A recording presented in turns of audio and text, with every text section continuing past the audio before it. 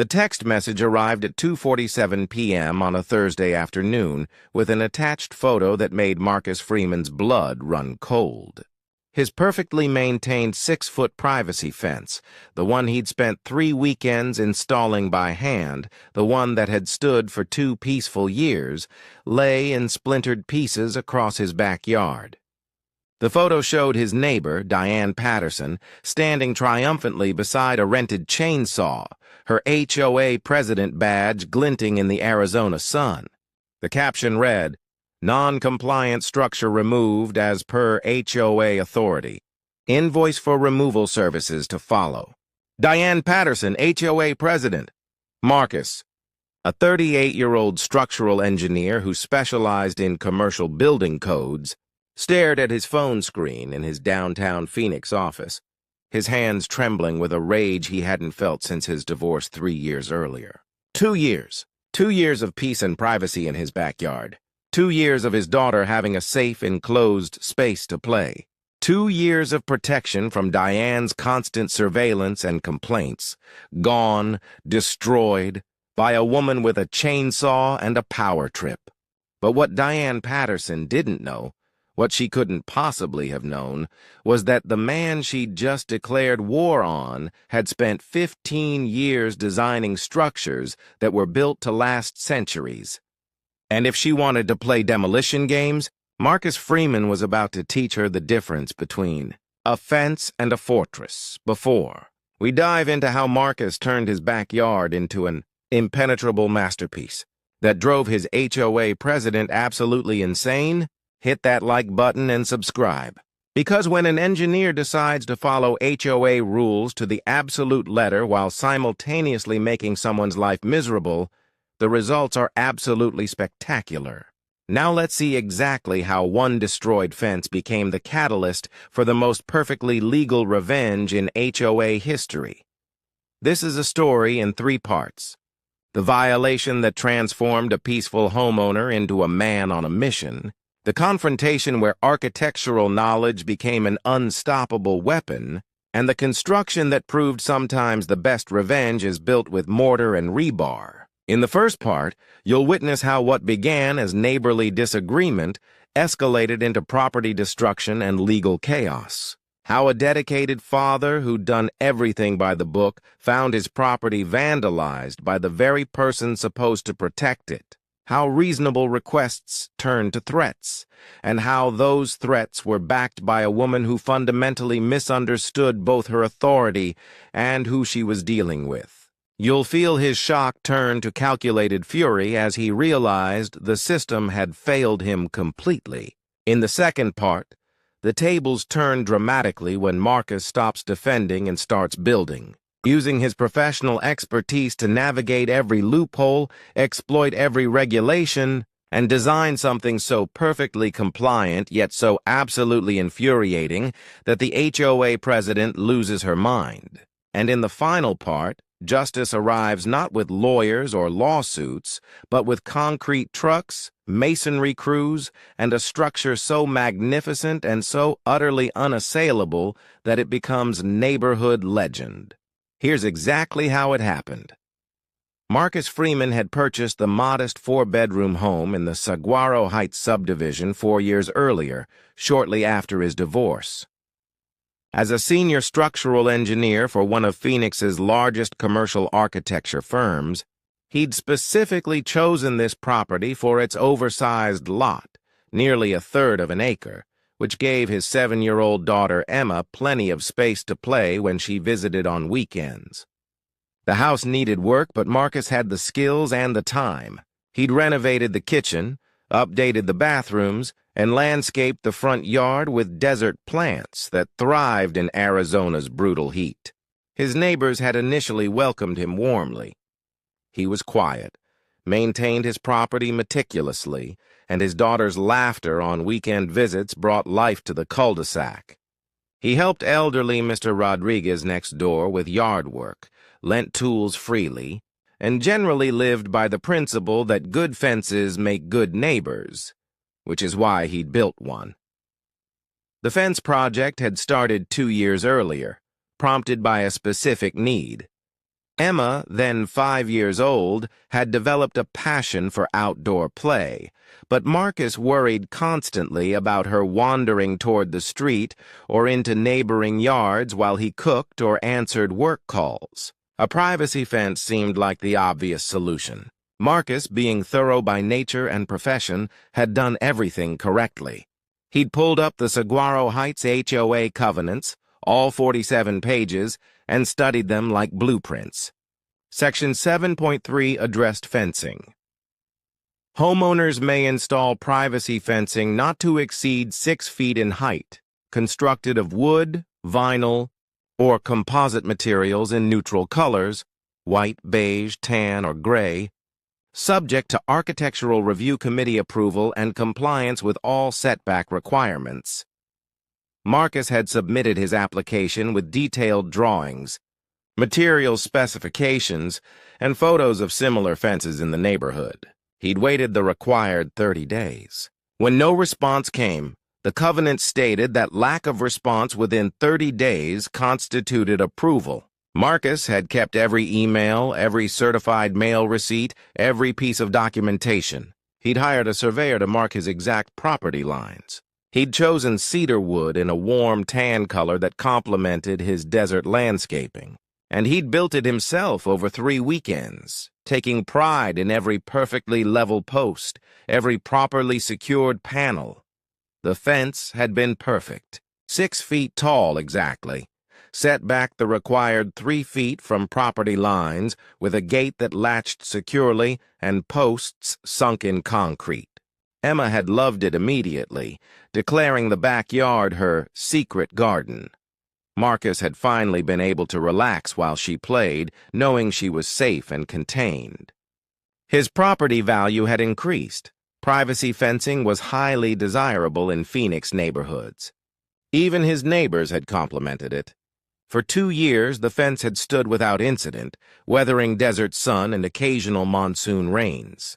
Marcus had stained it annually, replaced one damaged panel after a particularly nasty storm, and maintained it as carefully as everything else he owned. He'd even planted climbing jasmine along the inside, which Emma helped water every weekend.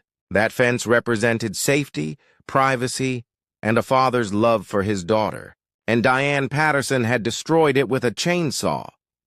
Diane Patterson had moved into the house behind Marcus 18 months earlier, a 52-year-old divorcee who'd made it her personal mission to become HOA president within 6 months of arrival.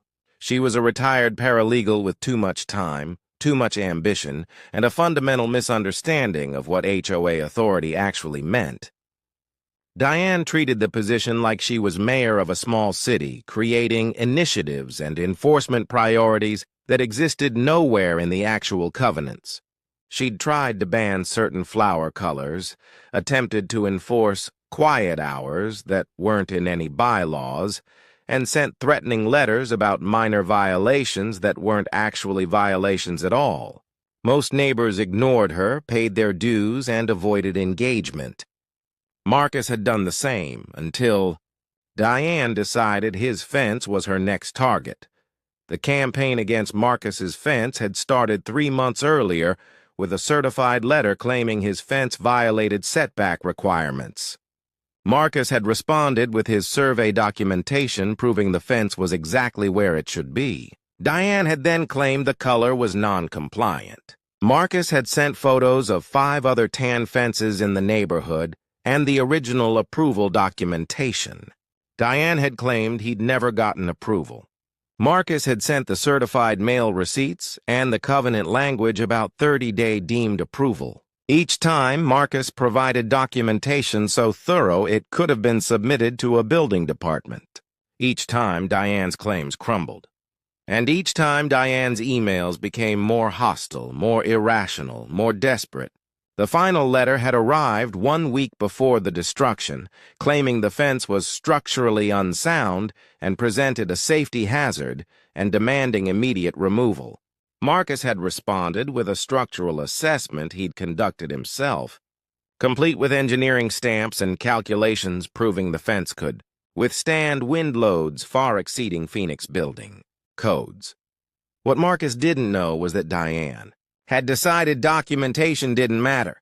She'd convinced herself that as HOA president, she had unilateral authority to abate nuisances. She'd rented a chainsaw, waited until Marcus was at work and Emma was at her mother's, and spent 4 hours cutting his fence into pieces. She'd left the debris scattered across his yard like a crime scene, and sent that triumphant text message with the invoice for her services, $800 for emergency removal of non-compliant structure. When Marcus arrived home at 6:15 p.m. that Thursday evening, he stood in his backyard surrounded by the splintered remains of 2 years' work and felt something crystallize in his mind. Diane Patterson thought she'd won. She thought she'd established her authority. She thought Marcus would either accept defeat or get buried in HOA bureaucracy. What she'd actually done was declare war on someone who designed buildings that stood for generations and who understood structural codes better than anyone in the entire subdivision. If Diane wanted his fence gone, that was fine. Marcus would build something else, something she couldn't touch. Something that would make her regret every single swing of that chainsaw. Marcus didn't call the police immediately, though his first instinct was to report the vandalism. Instead, he did what engineers do. He documented everything. He photographed every angle of the destruction, every splintered post, every cut mark. He measured and recorded. He collected pieces with clean chainsaw cuts as evidence. He backed up the text message and invoice to 3 different cloud services. Then he called his attorney, Rebecca Torres, who'd handled his divorce and whom he trusted completely. Rebecca listened to the situation, reviewed the documentation Marcus emailed her, and delivered her assessment with barely contained fury. "Marcus, this is criminal property destruction. We can absolutely press charges. We can also sue her personally and sue the HOA for exceeding their authority. I can have an injunction filed tomorrow." Marcus had considered that. A lawsuit would be satisfying. But lawsuits took months, cost money, and might not deliver the message he wanted to send. "What are my options for rebuilding?" he asked instead. "What can I build that's HOA compliant but that she can't ever touch again?" Rebecca paused, and Marcus could almost hear her smile through the phone. "You're an engineer. What's the most indestructible thing you're allowed to build?" Marcus pulled up the HOA covenants on his laptop and read Section 7.3 again, this time with different eyes. Privacy fencing not to exceed 6 feet in height, constructed of wood, vinyl, or composite materials. He stopped. "Rebecca, it doesn't say I can't build a wall, does it?" "It just specifies fence materials," Rebecca laughed. "No, Marcus. It doesn't say you can't build a wall. Different structure, different section of covenants. Let me look." He heard typing. Section 7.7 covers decorative masonry structures and retaining walls. Says they require approval but doesn't specify height limits. Just says they must be architecturally consistent with neighborhood aesthetics. Marcus felt his engineer brain engage like a machine starting up. "So if I got approval for a decorative masonry wall..." Rebecca's voice was gleeful. She couldn't touch it without facing serious legal consequences. "And Marcus? She just destroyed your property. I'd say you've got grounds to fast-track any approval you want." That night, Marcus didn't sleep. Instead, he sat at his kitchen table with his laptop, CAD software, and 15 years of structural engineering experience. He designed something magnificent. Not a fence, not a simple wall. A 6-foot-tall decorative brick and stone wall with architectural details that would make it the most beautiful structure in the entire subdivision. He spec'd out materials: warm desert-colored brick, decorative capstones, integrated lighting, strategic cutouts for ventilation and aesthetics, rebar reinforcement that could withstand a Category 5 hurricane, and a foundation that would last 100 years. He calculated load-bearing capacities, wind resistance, and thermal expansion. He designed something that wasn't just functional, it was art. And most importantly, he designed something that was so absolutely perfectly compliant with every building code, every HOA covenant, and every architectural standard that Diane Patterson couldn't challenge a single element without looking foolish. By Friday morning, Marcus had a complete architectural package, detailed drawings, material specifications, structural calculations, timeline, and contractor quotes. He'd called in every favor he had in the Phoenix architecture and construction community. His firm's owner, impressed by both the design and the situation, had offered to expedite review and provide engineering stamps. 3 different contractors had practically volunteered to work the job, all of them familiar with HOA nightmares and eager to build something this satisfying. Marcus had documentation that would make a building department inspector weep with joy. At 9 a.m., he submitted his application to the HOA Architectural Review Committee with a cover letter that was a masterpiece of professional courtesy and barely veiled threat. Dear committee members, following the unauthorized destruction of my previously approved privacy fence, I am submitting for your review my proposal for a decorative masonry wall structure. All materials, specifications, and structural calculations are attached. Please note that I have also filed a police report for criminal property destruction and consulted with my attorney regarding civil remedies. I trust this proposal will be reviewed with appropriate urgency and professionalism. Marcus Freeman.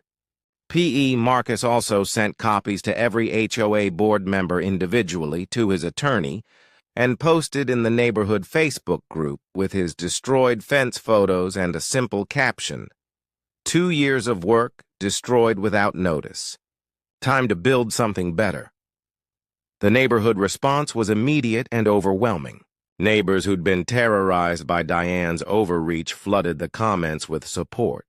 3 people offered to help with construction. 5 others shared their own stories of Diane's abuse of authority. Someone created a GoFundMe to help with costs, which Marcus politely declined but appreciated deeply. Mr. Rodriguez knocked on his door that evening with tamales and a story about how Diane had tried to fine him for having a vegetable garden she claimed was aesthetically inconsistent. By Saturday morning, the HOA board had received 47 emails demanding they approve Marcus's wall immediately and address Diane's behavior. The tide had turned, and Diane Patterson suddenly found herself very isolated. The confrontation Marcus had been expecting arrived Sunday afternoon. Diane appeared at his front door, her face flushed with rage, clutching a printed copy of his wall proposal. "You can't build this," she spat without preamble. "It's completely inappropriate. It's spite. I'll make sure it's denied." Marcus stood in his doorway, arms crossed, completely calm. "Diane, you destroyed my property. You committed a crime. The police report has been filed. My attorney is preparing a civil suit. The only reason you're not already being sued is because I'm giving the HOA a chance to handle this appropriately." Diane's finger jabbed toward him. "I had authority to remove that fence.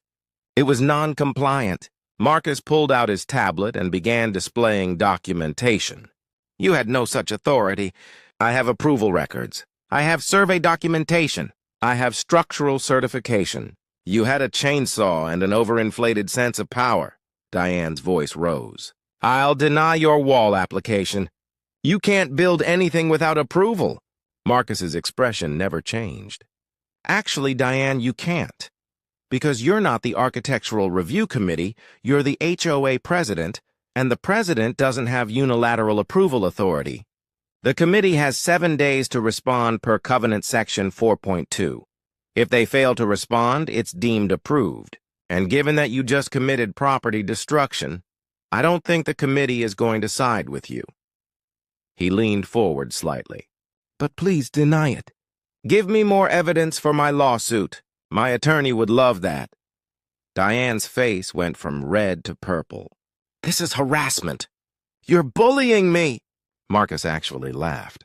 "No, Diane, bullying is destroying someone's property with a chainsaw. This is consequences, something you clearly never learned about." Diane tried one more tactic. The other board members will support me. We'll change the covenants if we have to.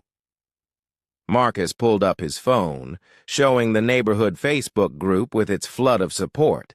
Go ahead. Call an emergency meeting. Put it to a vote. I'll be there with my documentation, my attorney, and about 40 neighbors who are really interested in discussing your interpretation of HOA authority. He paused. Or you can approve my wall, resign your position, and hope I decide not to pursue charges.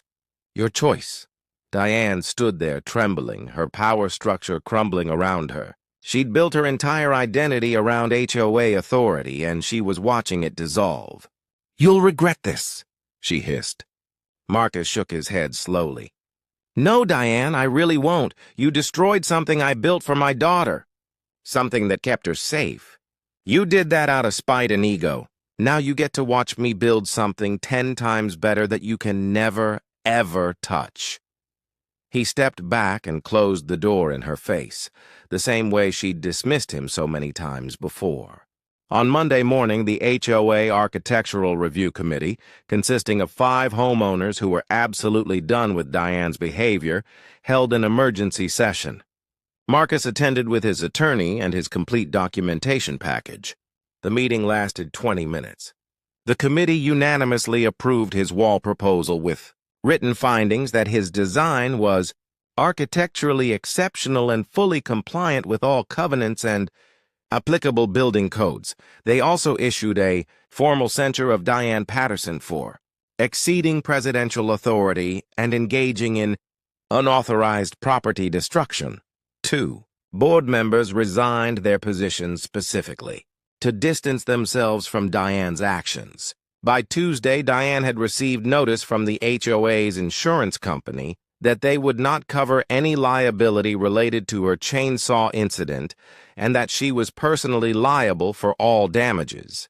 By Wednesday, she'd received a summons. Marcus had decided to proceed with the civil suit after all.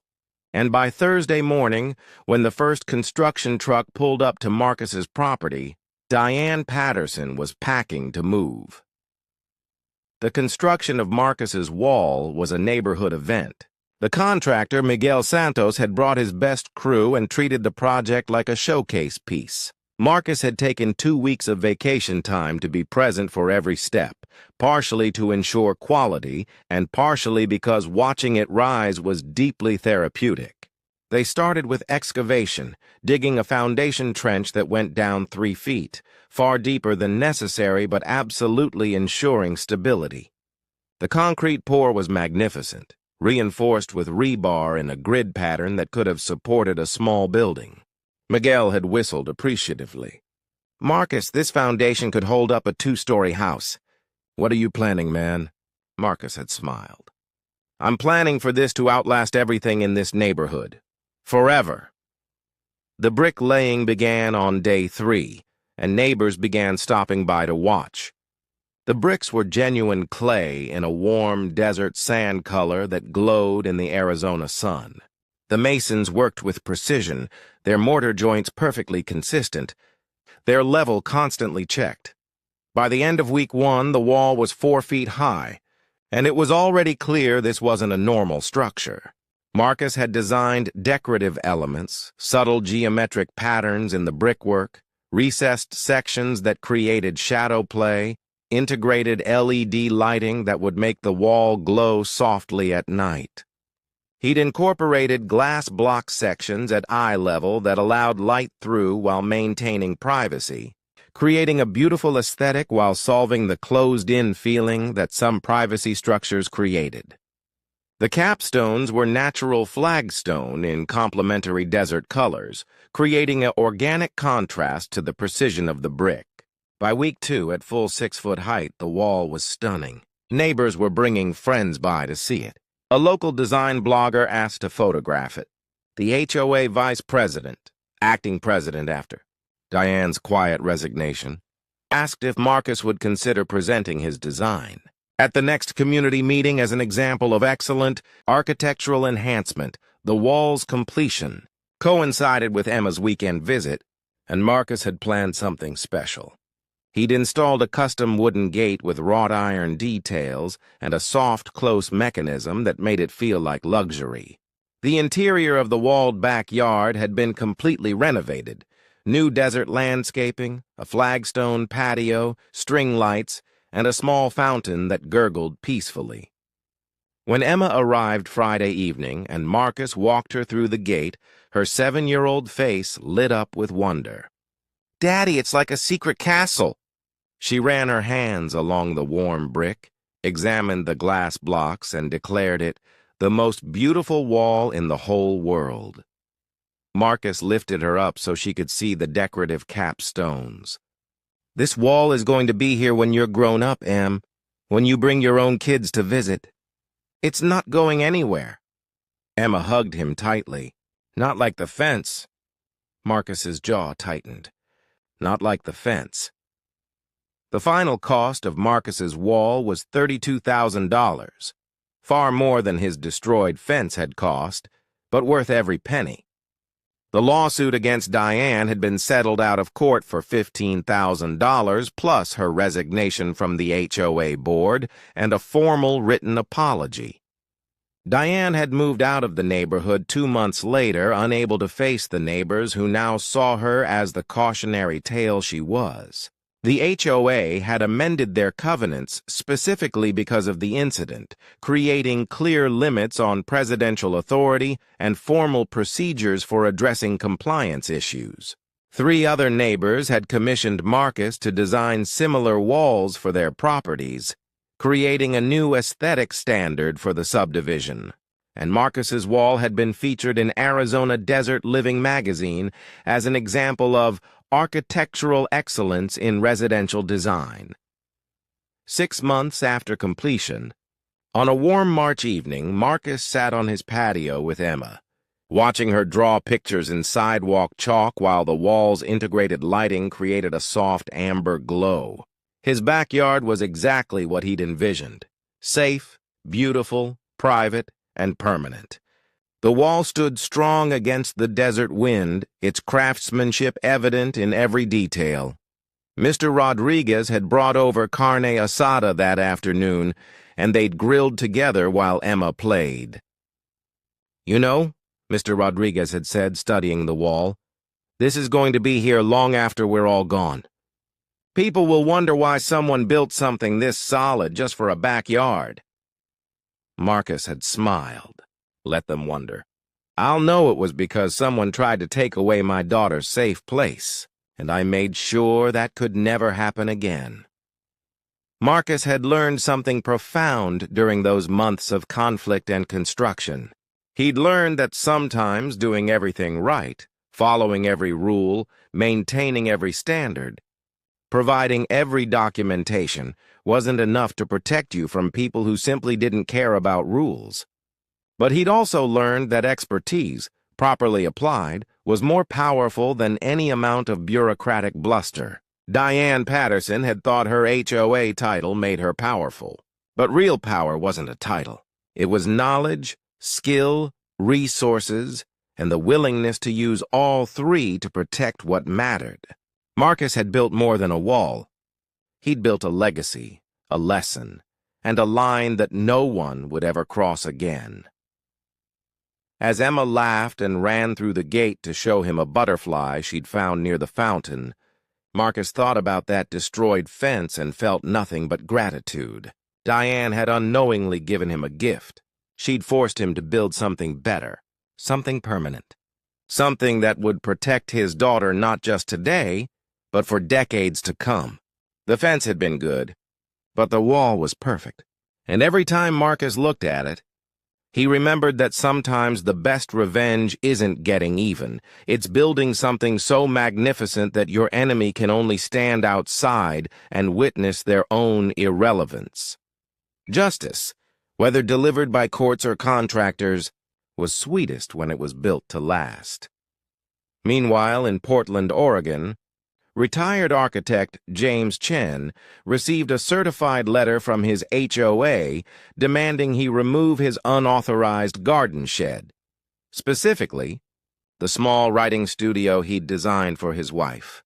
complete with permits and professional drawings. James set down his coffee and examined the letter with the same calm he'd used to navigate 40 years of complex building projects. The letter was signed by the new HOA president, who'd been in the position for 3 weeks. James pulled up the architectural review he'd received 2 years ago, the building permits, and the county inspection reports. Then he made a single phone call to his former partner, who now sat on the City Planning Commission. "We need to discuss HOA overreach," James said quietly. "And I think it's time someone explained the difference between a guideline and actual authority. But that's a story for another time."